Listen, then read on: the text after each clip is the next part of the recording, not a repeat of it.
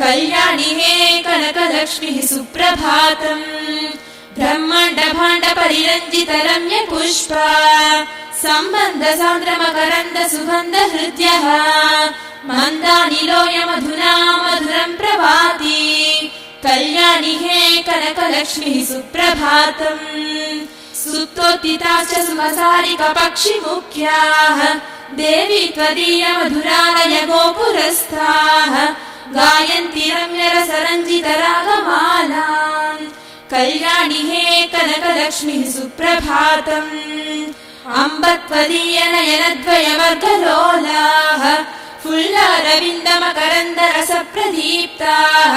भृङ्गाश्च जकृतिरवैः सतदा स्तुवन्ति कल्याणि हे कनकलक्ष्मीः सुप्रभातम् पद्मालये परम पावन भाग्यरक्ते